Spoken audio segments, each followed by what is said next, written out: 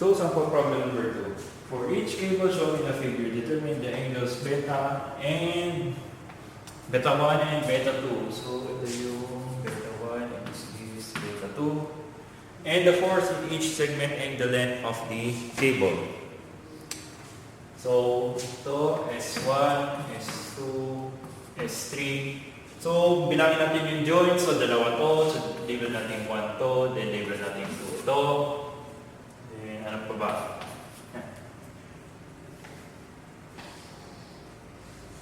Since may given tayo angle dito, this is 35 degrees. So, since may tension tayo dito, pwede na tayo maglagay dito nung tension to dito sa T.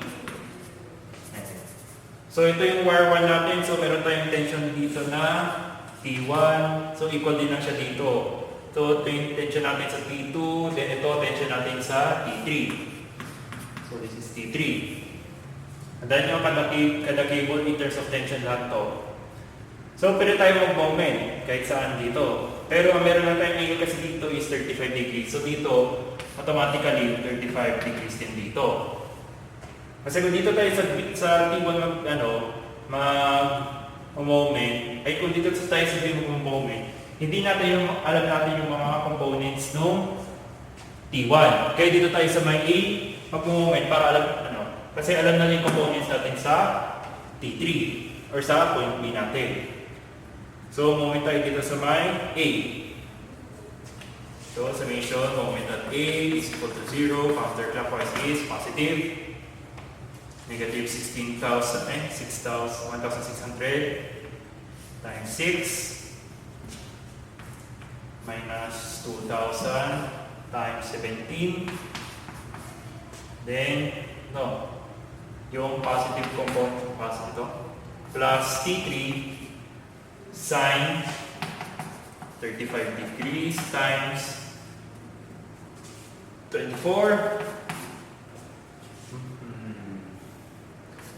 plus yung horizontal component naman niya, T3 cosine 35 times 6 is equal to 0. So, yung T3 ang maiwan dito. So, the value of your T3 is equal to 2,334 pounds.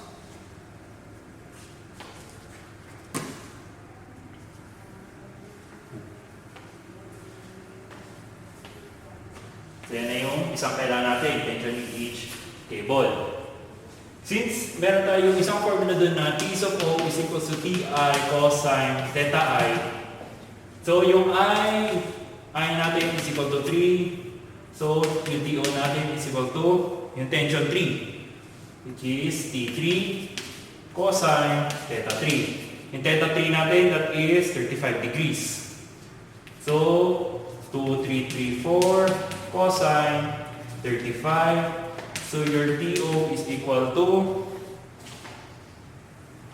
1,912 pounds.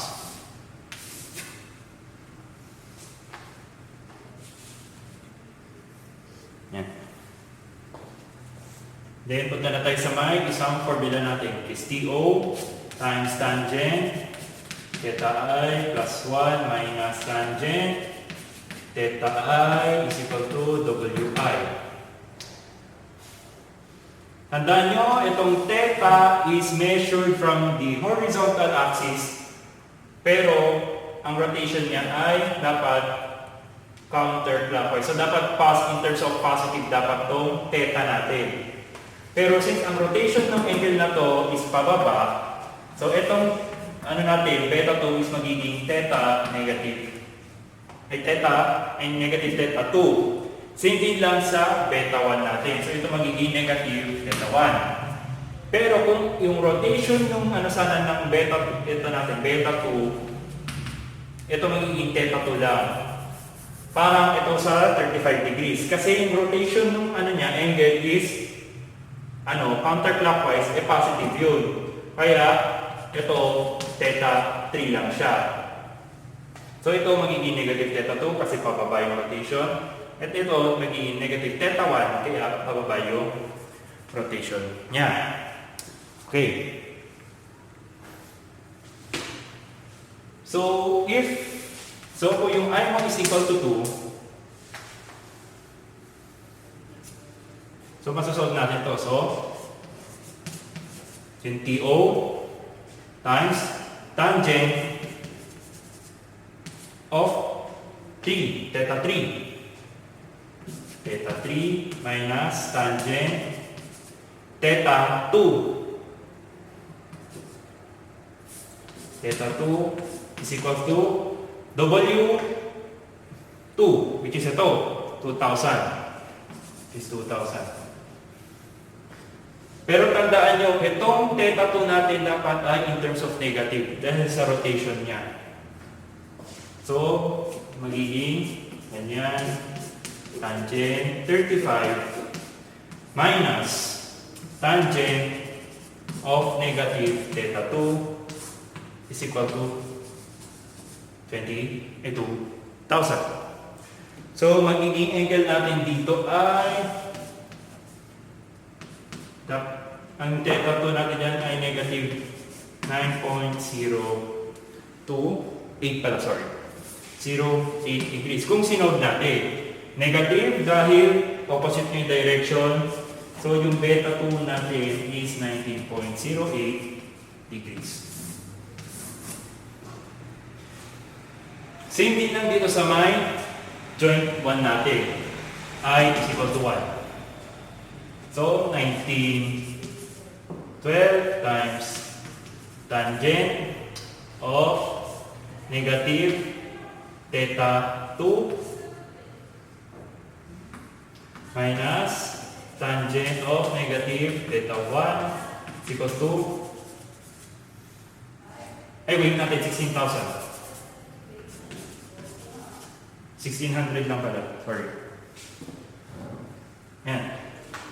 So, 1912 tangent negative 19.08 minus tangent of negative theta 1 is equals to, yan, so your theta 1 is equals to negative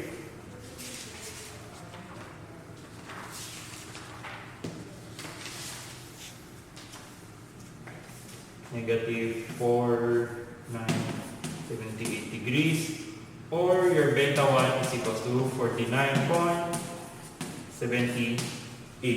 degrees.